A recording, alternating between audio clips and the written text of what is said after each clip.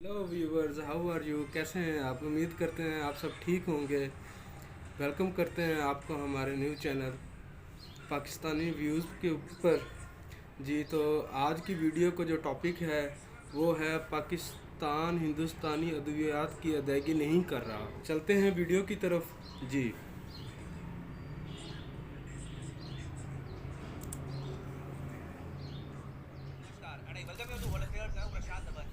नमस्कार and welcome you to world affairs. मैं हूं प्रशांत धवन।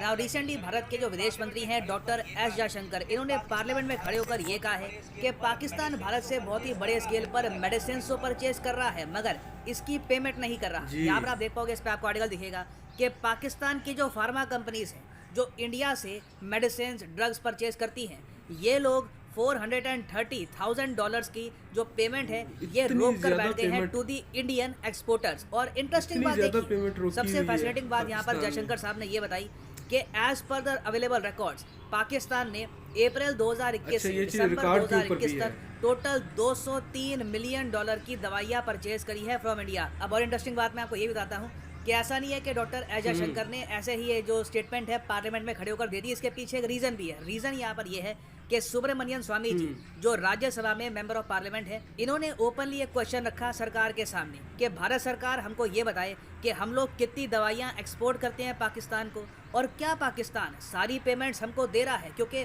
स्वामी जी ने यहाँ पर ये कहा कि बहुत सारे इंडियन सप्लायर्स हैं वो कंप्लेन कर रहे हैं भारत सरकार को और वेरियस मेंबर ऑफ पार्लियामेंट्स को कि देखिए हम लोग तो पाकिस्तान को दवाई देते हैं, इसमें एक ह्यूमैनिटेरियन इशू भी आता है, मगर जब वो लोग इसकी पेमेंट ही नहीं करेंगे तब आप बताइए हमारे सामने क्या ऑप्शन आ जाती है। तो ये क्वेश्चन सबसे पहले रेज किया था सुब्रमण्यम स्वामी जी ने। उसके रिप्लाई में डॉक्टर एस जयशंकर साहब ने बताया है कि देखिए ये स्थिति है अभी के लिए।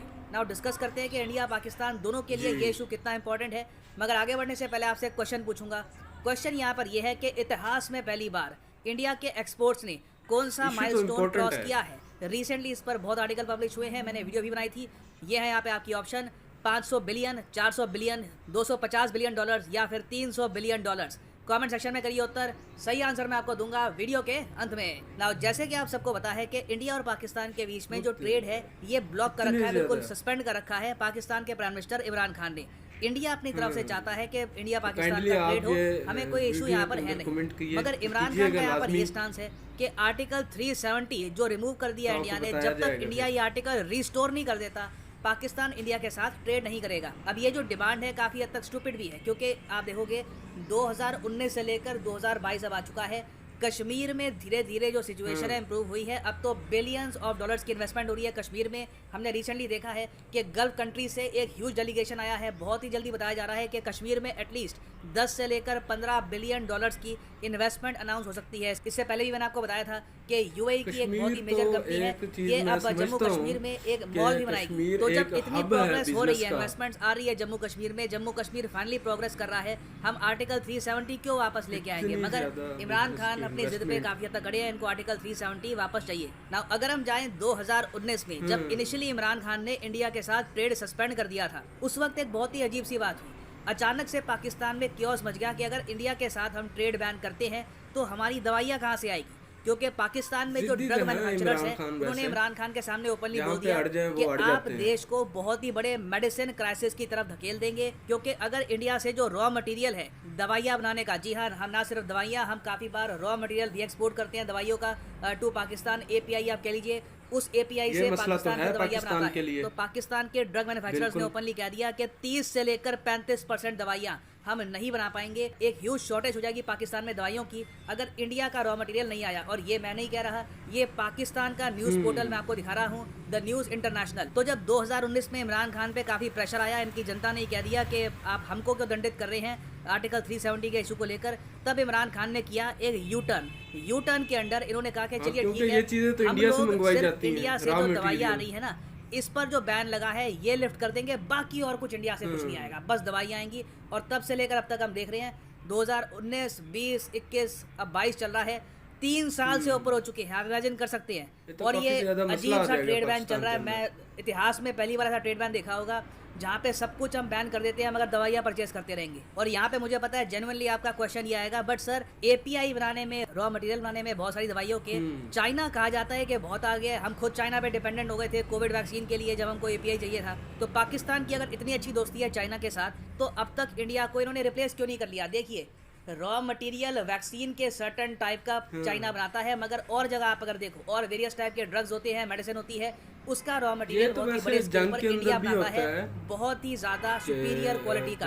इंडिया को ऐसे ही नहीं, दुनिया में टाइटल मिला है वर्ल्ड फार्मेसी कार्ड। आप सबको पता है कि चाइना कितना अग्रेसिव है एक्सपोर्ट्स को लेकर, मगर तब भी फार्मास्यूटिकल इंडस्ट्री में, दवाइयों की इंडस्ट्री में ये लोग इंडिया को बीट नहीं कर पाए। तो पाकिस्तान ने कोशिश खूब करी कि चाइना रिप्लेस कर दे इंडिया को इनकी मार्केट में, फार्मास्यूटिकल मार्केट में, मगर आज 2022 में भी ऐसा नहीं हो पाया। जैसे आपने देखा कि 2021 के पूरे साल में भी नहीं, अप्रैल से लेकर दिसंबर में ही पाकिस्तान ने $200 मिलियन की इंडियन मेडिसिन परचेज करी है। और लगता नहीं है कि आने वाले समय में भी पाकिस्तान इंडिया पर जो डिपेंडेंस है इसको हटा पाएगा। तो हर साल इनकी सरकार इशू कर देती है एक SRO होता है, स्टैट्यूटरी रेगुलेटरी ऑर्डर। ये इशू करते हैं, कहते हैं ठीक है इंडिया से मेडिसिन ले लो। इनके लोग आते हैं यहाँ पर, ऑर्डर देते हैं, और हम लोग भी, अब इंडिया की भी ग्रेटनेस आप अगर देखो, पाकिस्तान ने हमारे देश को तोड़ने की बातें करी हैं काफी बार। जो खालिस्तान मूवमेंट है उसको सपोर्ट किया है, कश्मीर में सेपरेटिस्ट है उनको सपोर्ट किया है, हम पे एयर ब्लॉकेड भी लगा दिया। हमारे कई स्टूडेंट्स थे जिनको पढ़ने के लिए जाना था, मान लो सेंट्रल एशियन कंट्रीज में, यूरोप में पढ़ने के लिए जाना था, हमारे कई स्टूडेंट्स को ज़्यादा पैसे पे करने पड़े क्योंकि वो सीधा पाकिस्तान का एयर स्पेस यूज़ नहीं कर पा रहे थे।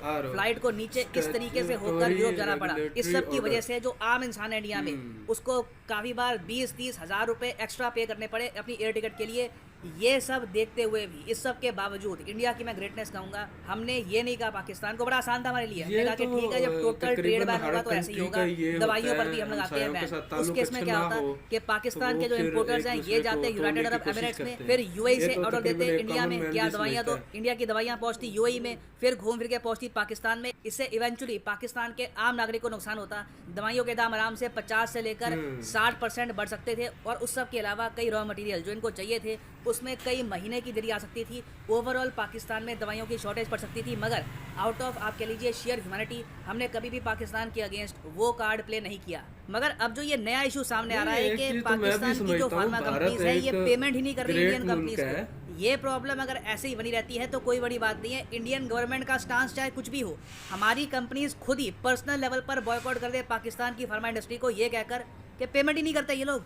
आई मीन कितनी अजीब बात है कि आपने कुछ हमसे परचेज़ किया, उसकी आप पेमेंट ही नहीं कर रहे, वो भी दवाइयाँ जो इतनी ज़्यादा एक इंपॉर्टेंट आइटम है। अब ऑब्वियसली देखिए पाकिस्तान में आज के समय डॉलर्स की कमी है, एक इकोनॉमिक क्राइसिस चल रहा है, तो कहीं ना कहीं इनके यहाँ प्रॉब्लम आएगी। मगर कब तक इंडियन सप्लायर्स यहाँ पर अकोमोडेट करेंगे, बर्दाश्त करेंगे पाकिस्तान की इस प्रॉब्लम को? क्योंकि इनिशियली जो ये पेमेंट्स का इशू है ये चल रहा है 2021-22 से, आज 2022 हो गया है, तो बहुत सी पेमेंट्स अब बढ़ चुकी हैं। और याद रखिएगा इंडियन फार्मास्यूटिकल इंडस्ट्री में एक ह्यूज बूम आ रखा है। हमने पिछले फाइनेंशियल ईयर में $24.44 बिलियन की एक्सपोर्ट किए थे। इंडिया को कमी नहीं है एक्सपोर्ट मार्केट की। इंडियन एक्सपोर्टर्स आराम से, कोई बाहर की कंपनी, कोई अफ्रीका का देश, कोई और रीजन में और की देश है, बांग्लादेश, वहाँ पे हम एक्सपोर्ट करना स्टार्ट कर देंगे। तो कहीं ना कहीं देखिए पाकिस्तान की गवर्नमेंट को इस इशू पर देखने की आवश्यकता है, नहीं तो इनके कंट्री में ही एक बहुत ही बड़ा मेडिसिन का क्राइसिस आ जाएगा। और इसका रीज़न यही होगा कि ये लोग पेमेंट नहीं कर रहे दवाइयों के हिसाब से। पाकिस्तान थोड़ा सा नीचे जा रहा है, डॉलर का रेट काफ़ी हाई हो गया पाकिस्तान के अंदर, क्योंकि ये एक कॉमन बात है कि जब डॉलर का रेट ज़्यादा हो तो वो इकानमी के हिसाब से कंट्री नीचे चला जाता है। जी तो व्यूवर्स, उम्मीद करता हूँ आपको ये वीडियो अच्छी लगी होगी, तो प्लीज़ मेरे चैनल पे जो भी वीडियो इंशाल्लाह ताला मिलते हैं नेक्स्ट वीडियो में। तब तक के लिए अल्लाह हाफिज़। इंतज़ार करिए दूसरी वीडियो का।